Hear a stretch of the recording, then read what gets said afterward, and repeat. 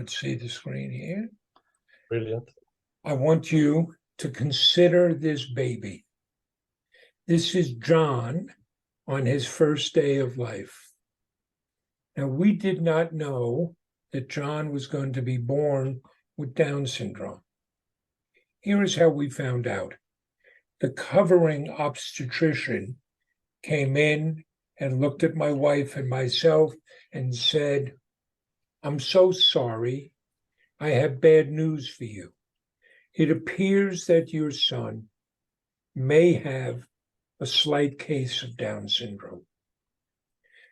Unfortunately, this is how too many parents hear this news. We should be hearing congratulations, but almost from day one, you start hearing some negatives. We start hearing what our children cannot do. And it was very simple looking at this doctor and saying, please, say congratulations. Our child is a joy.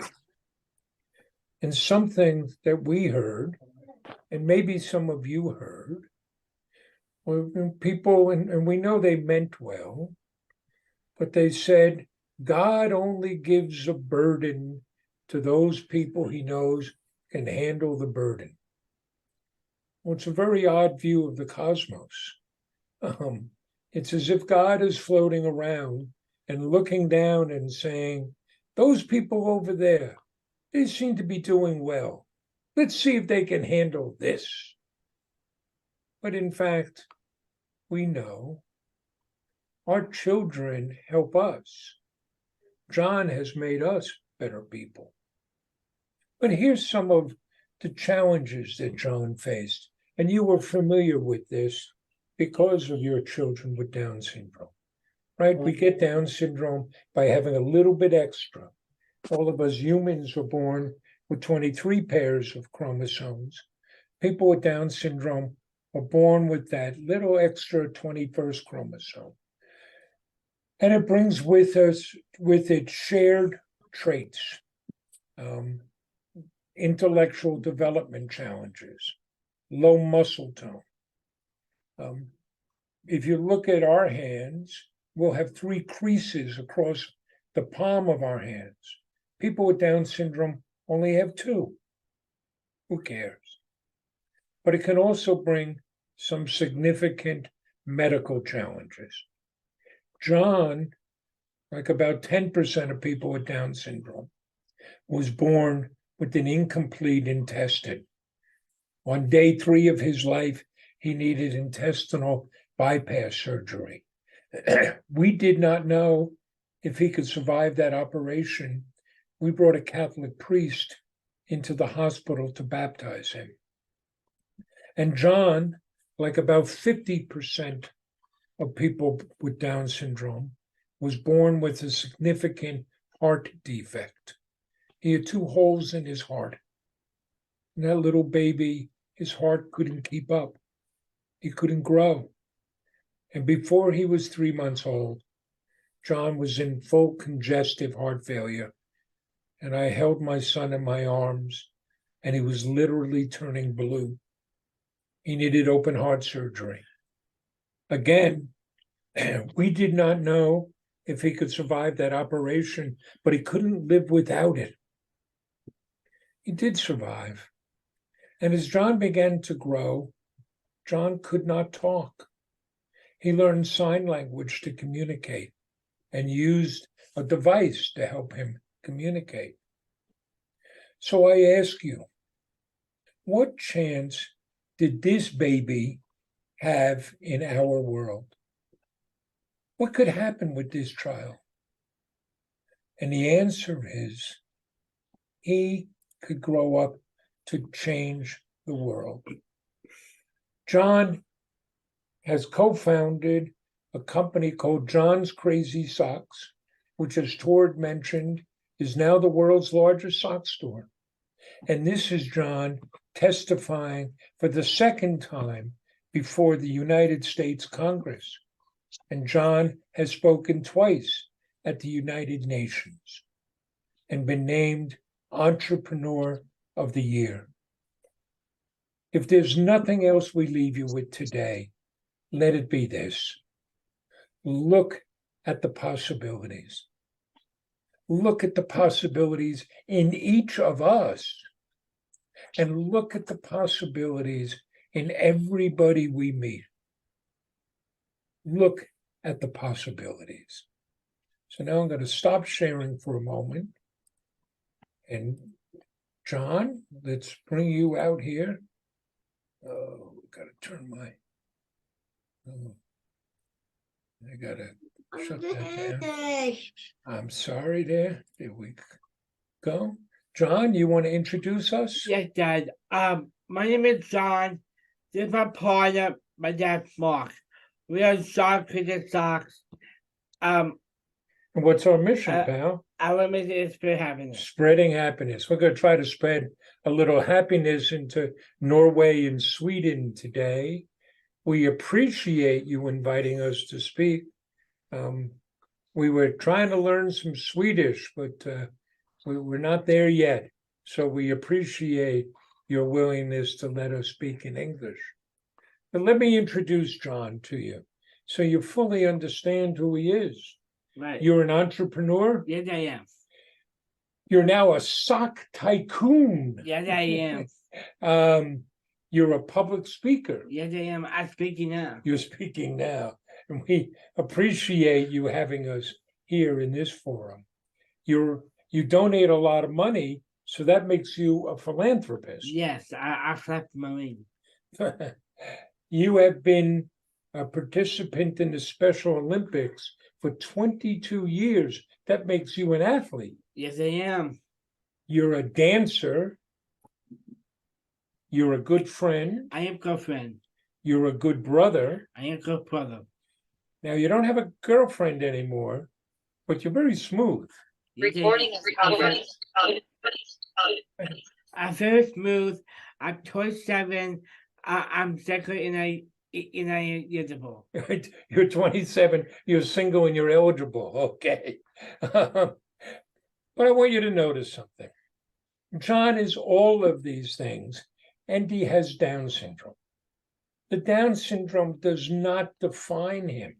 And what do you say about Down syndrome? I have Down syndrome. Down syndrome never will be back. It does not. So we want to share with you today a couple of things. We're going to share with you the story of how and why John started John's Crazy Socks.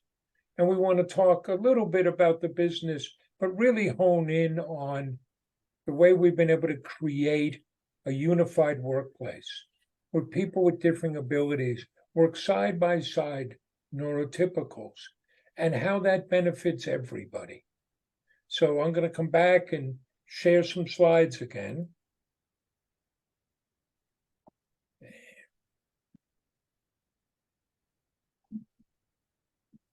Should be able to see us in the slides. We're going to tell you the story of John's Crazy Socks.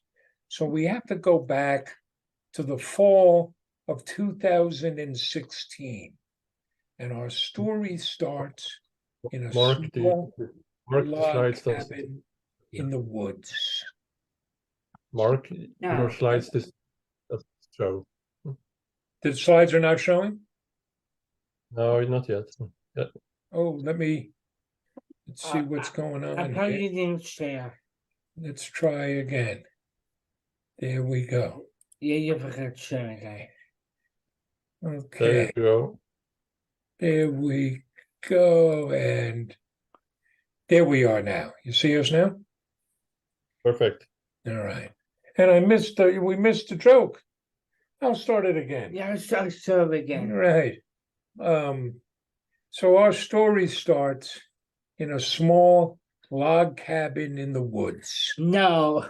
No, it starts on suburban Long Island in a town called Huntington. We're about 35 miles outside of New York City. And where were you, John? I was at a Huntington High School. I could be my license school. John was in our public high school. In the United States, you can stay in the public school system until you either graduate or turn 21. So John was going to be turning 21, which meant they were going to say, get out. I get out. We've had enough of you. Yes.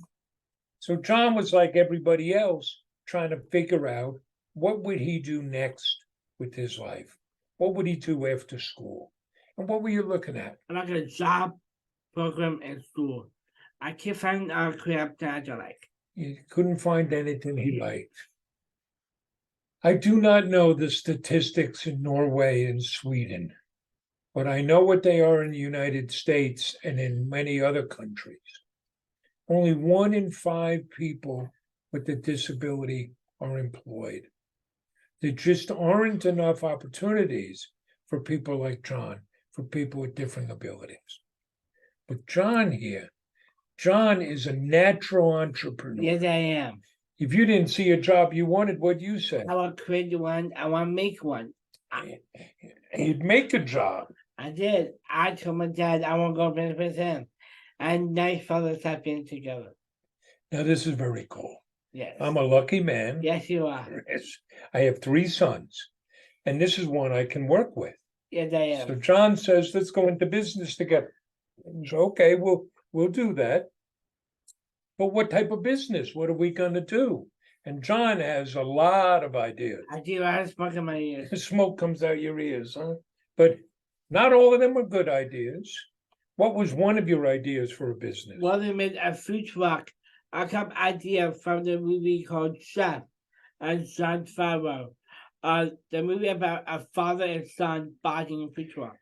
So this seemed like a fun idea. We could start a food truck, and we're very excited thinking about what we could make and where we would put the food truck.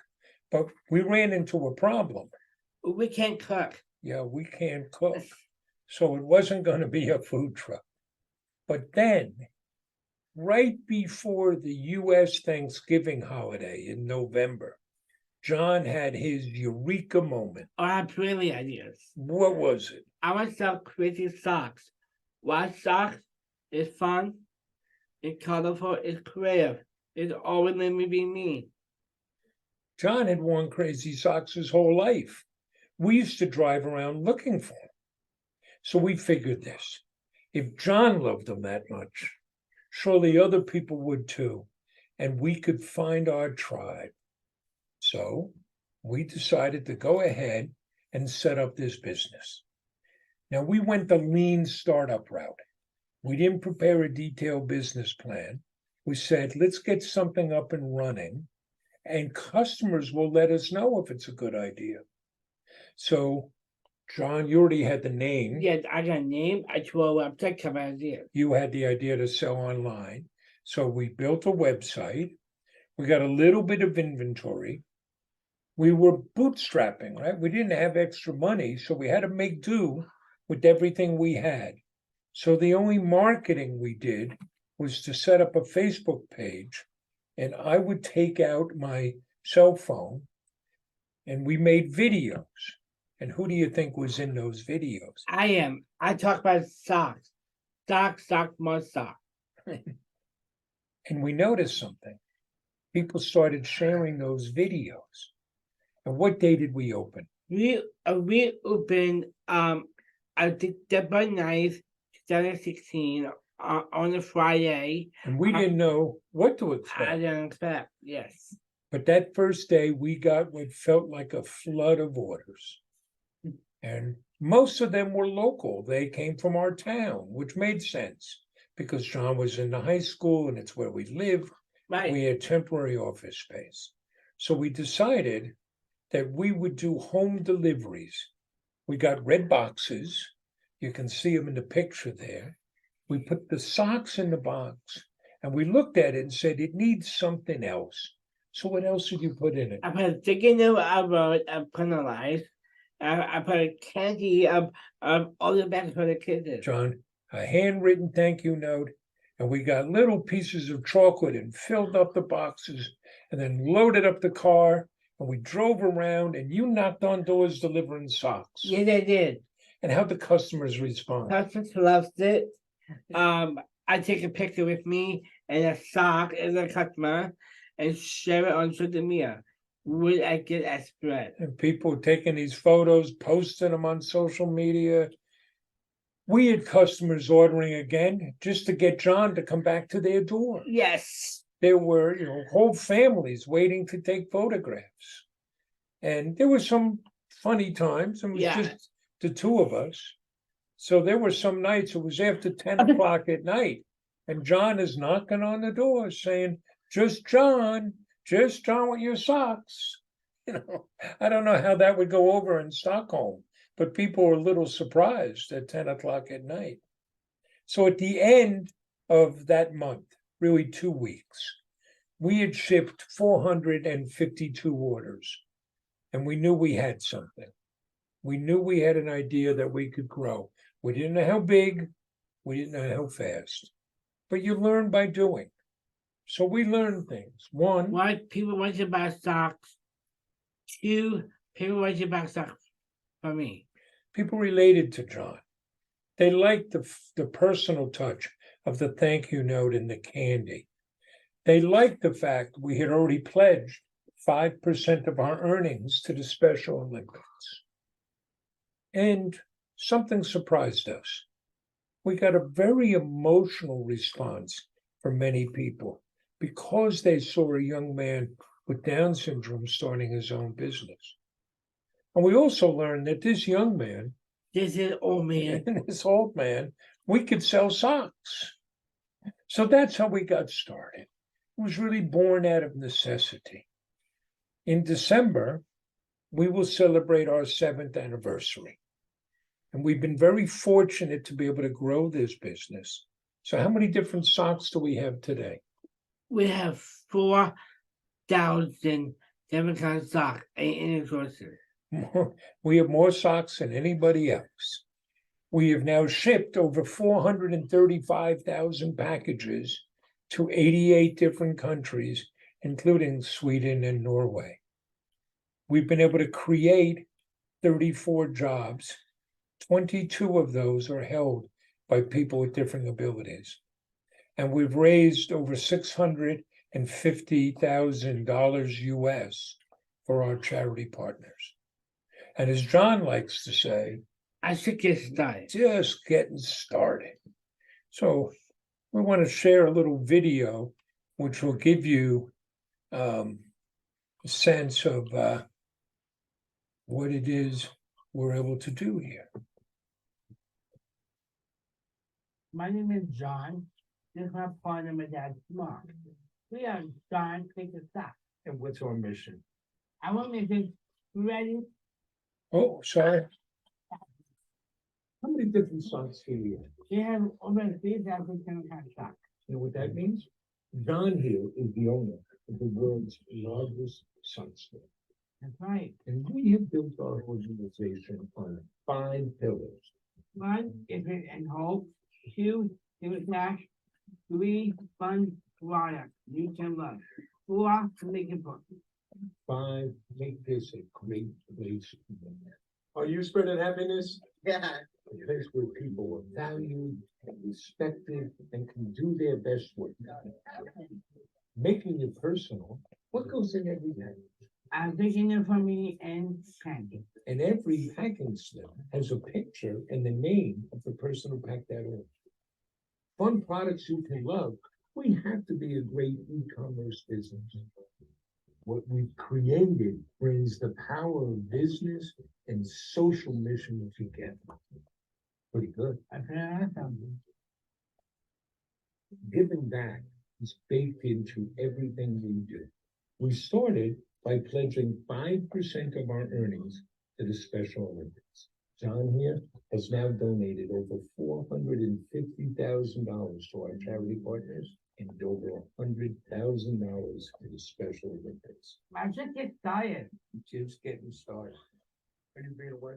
Yeah. Yeah. The most important pillar to our business is Infinite inspiration. and hope. We want to show the world what people with different abilities can do. More than half our colleagues have a different ability. Because we focus on what people can do, not what they can't do. We are not blinded by somebody's limitations. We are awed by their possibilities. Every day, I am always excited to work here. I like working at just being able to help others and being a team player. I feel understood here. Like I can relate to these people because all the disabilities are like. It's not altruism, it's good business. They are ready, willing, and able to work. They work so hard. It's incredible. We've been so fortunate in what we've been able to do with this business, and it's given us a platform. That creates an obligation for us that we have to go and speak for others who may not be able to speak for themselves. I want you to know what people like me can do. Give it a chance. Because at the end of the day, we're a couple of knuckleheads selling socks, right? Yeah, we are. But all we want to do is change the world. Good.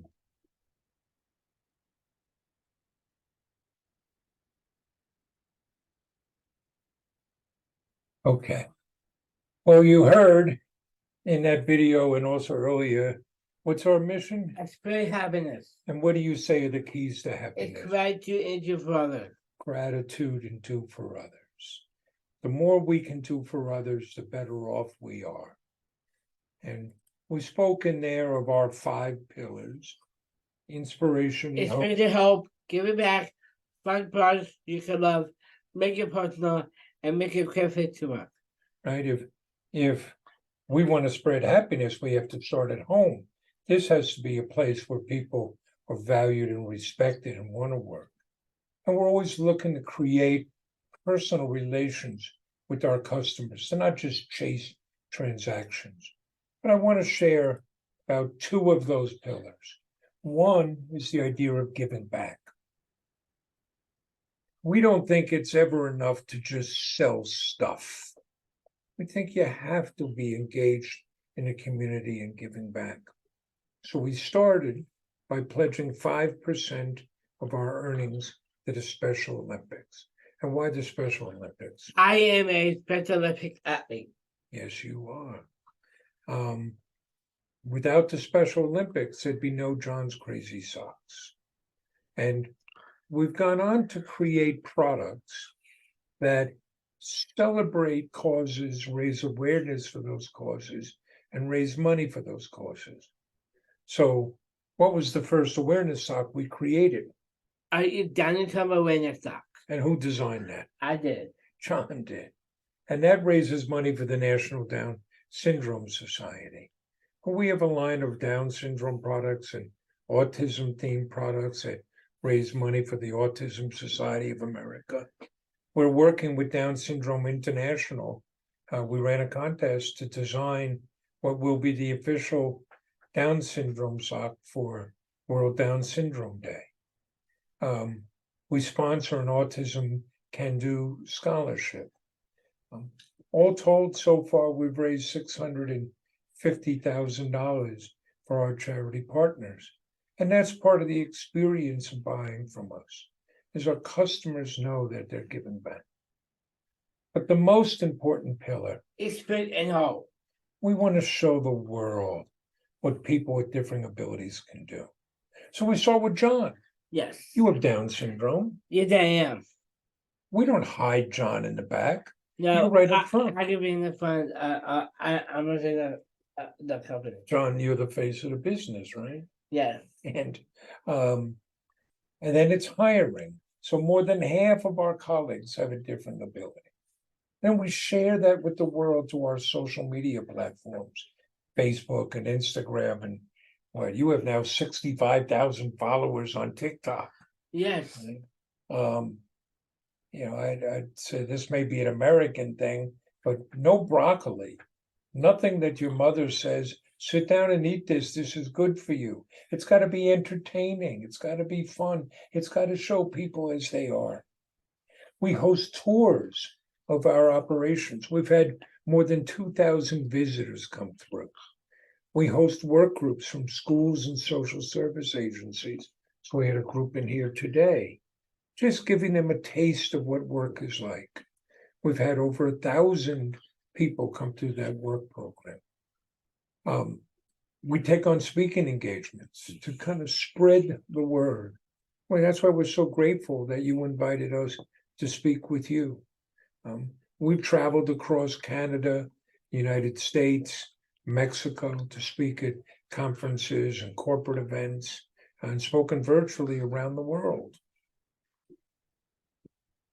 And we take on advocacy work. People will listen to us because of the business, and that creates an obligation on our part to speak up for those who can't speak for themselves. So we've testified twice down in Washington and regularly meet with elected officials, pressing for legislation and policy changes that will benefit people with differing abilities. Here's kind of an anecdote of what that's like. We were down in Washington, D.C. one day, and a customer called from Houston down in Texas, called the office and said, my mother works on Capitol Hill, and my mother is a big fan of John's, and she would love to meet John. Do you think that's possible? And our colleague said, sure, and gave her my cell phone number and said, here, have your mother text her contact information to Mark. Well, who was Mom? Nancy Pelosi. Nancy Pelosi, who was the Speaker of the House in our legislature, in our Congress, in our legislature. Now, I don't know what you know about American politics. We're in a very bad way in this country. We're at odds with each other, and too often, if you disagree with somebody, we now vilify them, and we lose their sense of humanity. So it doesn't matter where people are politically. Nancy Pelosi, among other things, is an 80-year-old Italian-American grandmother. So we go to meet her, and she was so warm and friendly in greeting John with big hugs and smiles. And she took out pictures of socks that she had given former President Bush the elder, because John had somewhat famously become sock buddies with the former president. He used to exchange socks and letters with him. And all this was warm and nice and wonderful. But you see, we now had this opportunity. We needed to take advantage of it. So it was time to speak to Ms. Pelosi and say, we need to repeal a particular law. It's Section 14C of the Fair Labor Standard Act of 1938 that allows employers to pay people with a disability as little as 25 cents an hour. Because that's what the business lets us do, is get up and speak and advocate for the rights of people with different abilities. And if you roll all that up, you get John's crazy socks. And in doing this, what we have been able to do is create a unified workplace. That's a term we take from the Special Olympics, but it's one where people with different abilities work side by side, neurotypicals, and everybody is better off. We do it by focusing on what people can do, not what they can't do. We want to see the strengths that people have. So we tailor our job descriptions to match what the job really has people do. We don't add anything extraneous to it. And here's an example. Much of what we do is run a fulfillment operation. Anybody who sells online has to be able to fulfill orders. Orders come in, you pick them, pack them, and send them out. It's known as a pick and pack warehouse. What do we call our pickers? Stock wranglers. Sock wranglers. Well, here's how you get a job as a sock wrangler. When we have an opening, you apply. You have to be able to work on your own. You have to have basic life skills. You can't have a job coach or a staff person or your parents with you. You come in, You meet with John and me because we want you to understand the story and our mission and our values. And then one of our current sock wranglers will train you. You've trained a lot of people, right? I trained a lot of people. And when you're ready, you have to pass the sock wrangler test. You have to pick 6 orders in 20 minutes or less. We don't give jobs to anybody. If you got to know us, you'd find out that John here is a very nice guy. Yes, I am. I am not. If you're Right. going to work here, you have to produce. But that's part of the dignity. Everybody who works here knows they deserve to be here.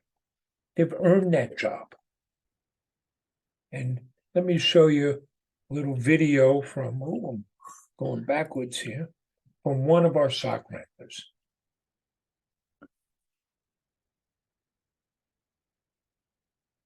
Hi, I'm John, and I'm gonna be taking an order.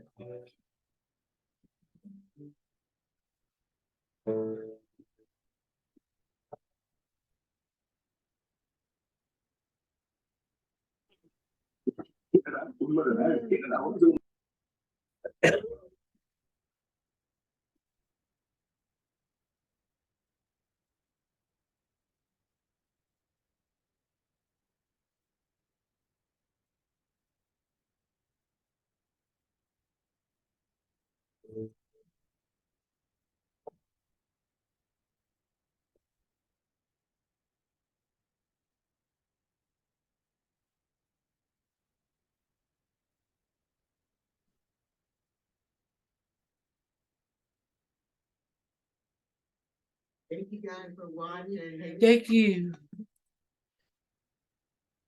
Okay. What are the benefits of creating a unified workplace? Better morale, better retention. People generally don't leave. Better productivity, and it helps us with recruiting. I don't know what it's like in Sweden or Norway, but in the US, we have a growing labor shortage. We don't have enough workers to fill all the jobs. And yet we have this vast untapped pool of labor. The businesses that hire people with different abilities gain a competitive advantage over other businesses. We've spoken, we're facing a changing world of work. Employers need good workers. The disabled population is this vast untapped pool of labor. And there are minimal adaptations. We hear from businesses, oh, you have to do all these different things. No, you don't.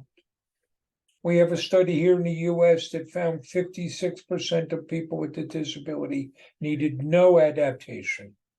And of the ones that did, it would average out for less than $500. And the businesses that do hire people, they gain an edge over other businesses. Hiring people with different abilities is not altruism. It's good business. But we've spoken in kind of generalities here. This always comes down to individuals. So we're going to share just one story of one of our colleagues. We're going to tell them about Thomas. Thomas. I like that You story. like this, right? So this is Thomas, one of our sock wranglers. His mother first called us up in October of 2017 and said, I want you to hire my son. I hear you hire people like him. I want you to give him a job. And our colleague said, well, we don't have any openings, but when we do, we'll post it on our website and our social media.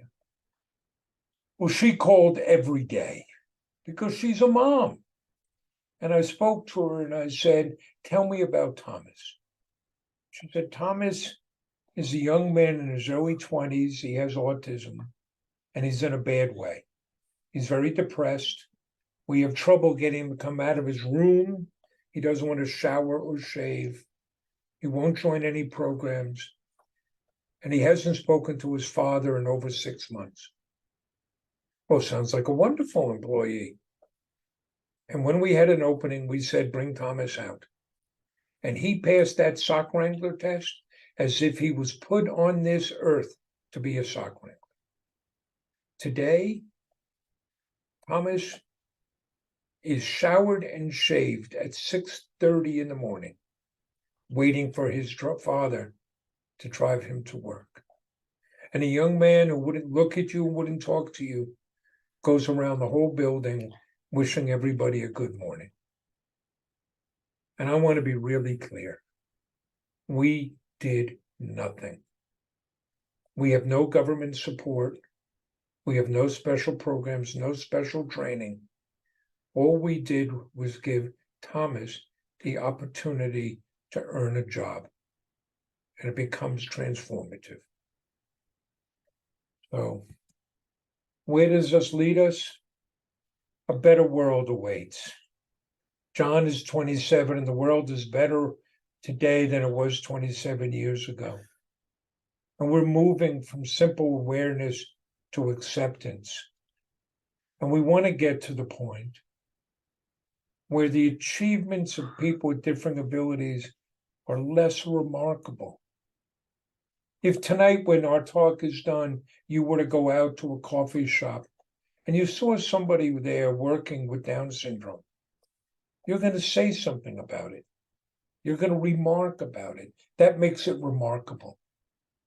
We want to get to the point where you wouldn't say anything because it was so typical. And John, Dad, do you have advice for people? yes. Follow your heart. Follow your dreams. Work hard. Show you can do. Yes, show what you can do. So that's the end of our talk. You know, we hope we brought a little happiness, a little encouragement. We hope that people can see, look at those possibilities.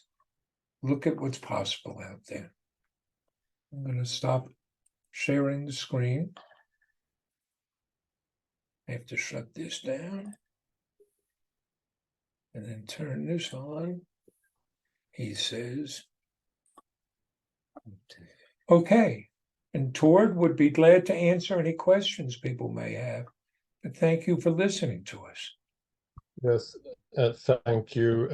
Thank you so much for the presentation and sharing your experiences and thoughts on this. Extremely inspiring, I can tell you. And in the concern of labor market in Sweden and Norway, they are as bad as in US. There is a big lack of labor force to many of the work sites, both private and public. So this is a challenge from many different views. But let's see if there are there are notes in the chat that they are sharing my thoughts on this. Very interesting, and so many tears of happiness. But if waiting for questions maybe to pop up, when I continuing on the recruitment that you talked about, I can understand the criteria that you set up. They make full sense. But in the fact, where do you find the people? What type of recruitment strategy or sort of forum do you use to find the people that you're actually hiring? So we don't start hiring on the day we have an opening. You know, we told you we give tours. So we invite high schools and special education programs and social service agencies to come in. So people get to see what we do through those tours. People get to see what we do through those work groups. And then the high schools and the social service agencies, they get to know what jobs we have, the type of work, and the people that would succeed here. Excuse me. So that when it comes time to hire, we've already primed the pump, if you will. We already have a group of people that are interested. So we have more than enough applicants. We don't use traditional online services, because it just creates noise. But we work on building this community, and then you have to treat people well. People that work here are happy, and because they get treated with respect and dignity. We're so grateful to get to work with the people we do. Yeah, truly inspiring. There is Kjetil. He's asking if you could give some more specifics more in detail on the scaling of the company and how much investments there were in the beginning. I see a potential competitor coming up here. Yeah, sure. So we bootstrapped this. We once got asked by a student, what exactly does bootstrapping mean? Well, it means you have no money. It means so we started with about $2,000. We grew rapidly. We were the beneficiaries of some viral experiences and some media coverage. Watch what you ask for, you may get it. Some of those viral experiences, they forced us to grow. They almost put us out of business. Our first 2 years, we saw a lot of growth. Our third year, we kind of came back down to earth, and quite frankly, we found ourselves in some financial difficulty. It may sound crazy, but growth is very expensive. So at the end of the year, I'd be looking and saying, we turned a profit. How come I have no money in the bank? And my accountant would say, Mark, let's look at your warehouse. All that inventory and infrastructure, that's where all your money went. So we were 4 years in before we got financing. We were very fortunate to find a strategic partner. There are any number of different ways to go, but one way is to do it what we did, and don't overthink it. Get started. You're not going to be perfect. Get started and you'll learn as you go, and you'll also understand what customers are looking for. I can, give you an example of that. In the summer of 2017, we learned firsthand that nobody buys socks in the summer. Maybe it would be different if we were in Norway or Sweden, but here in the US, the temperature goes up and nobody's buying socks.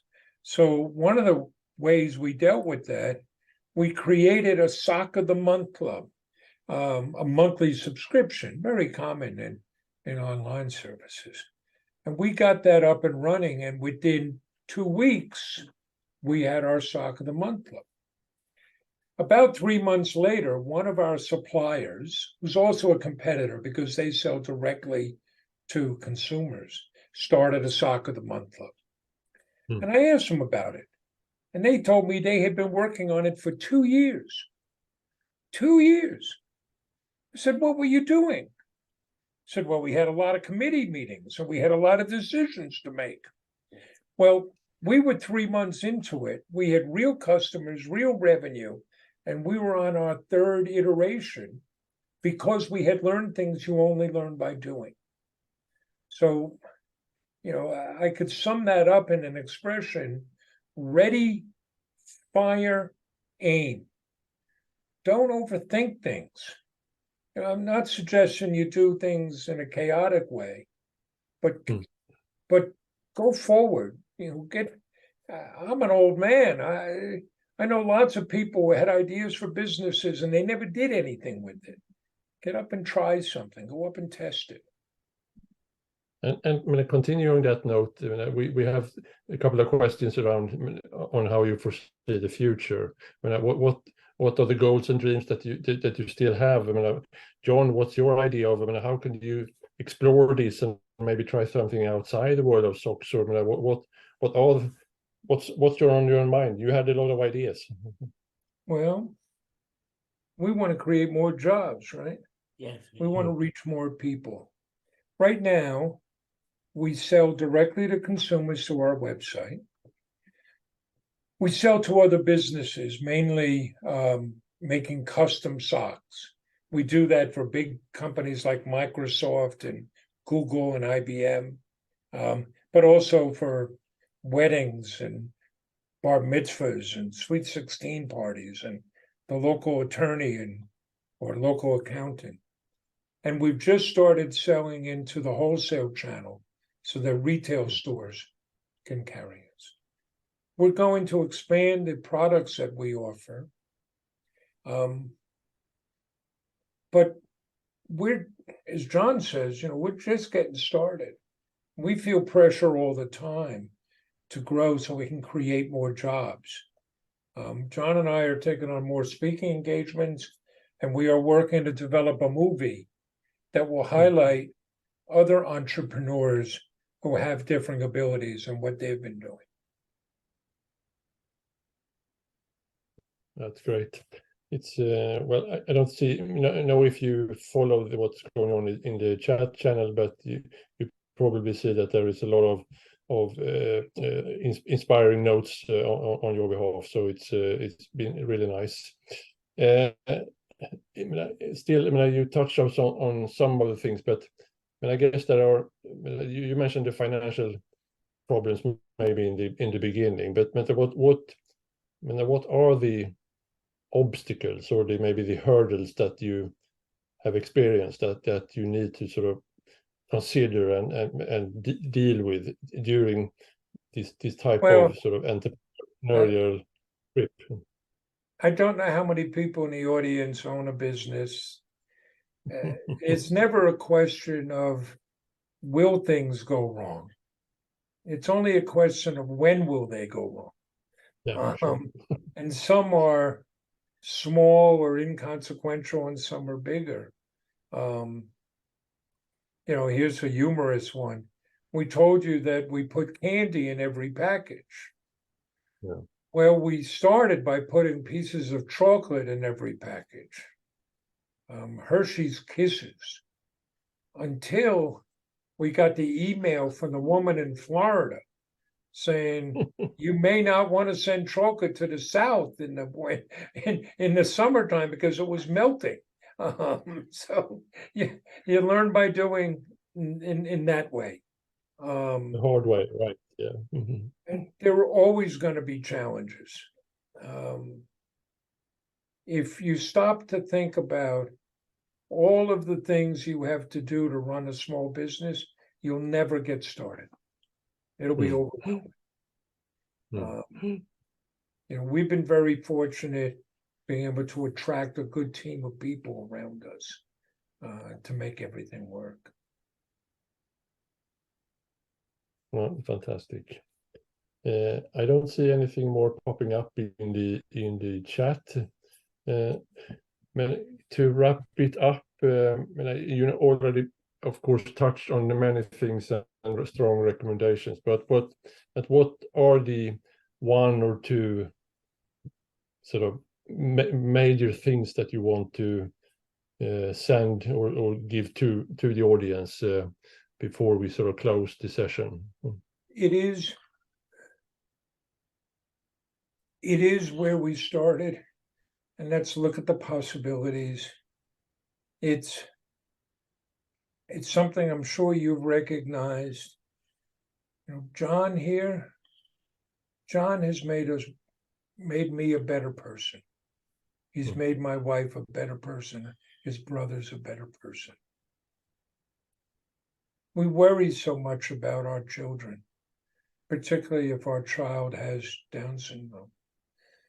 They're strong. They're capable. One thing we've done is promote his independence, which is hard, right? Because it means you have to let your child fail. But that's how we learn, right? We learn by making some mistakes.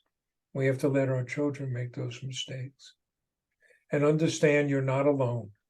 Look at the people that have gathered on this Tuesday night to sign into this Zoom webinar. You're not alone. And what you're doing, just attending a talk like this, is going to help your children out and lead to a better world for them. They're fortunate to have you. And I think we all feel quite lucky to be part of this and listening to your presentation, John and Mark. And I think we are just with a minute away from the full hour. So I think all for me is to thank everyone for joining tonight, and thanks to all of you for participating and spending this moment with us. And obviously, thank you so much, John and Mark, for giving all these insights and thoughts and experiences that you have gathered. It's truly impressive and very inspiring to know. And I hope that we can find a way to keep in touch when we move forward. Well, So if with people, well, let me take one moment toward it. People want to Sure. get a hold of us. Where can they find us, You John? can find it at johnscrazysocks.com. johnscrazysocks.com. I put it in the chat. We're Sure. on every social media platform. But if there's something specific that you have a question about or you think we can help, reach out to us through the website, and John and I will email back or get on a call with you. If we can help, we want to do that. Very good. And that will be the closing. And I want to thank you again, all of you, for attending. And if you have any feedback on the event as such, you're of course welcome to write to info@svenskadownföreningen.se. Or you will find all these also on our website. So all people, participants, thank you and good night, and see you soon in a coming webinar. Goodbye.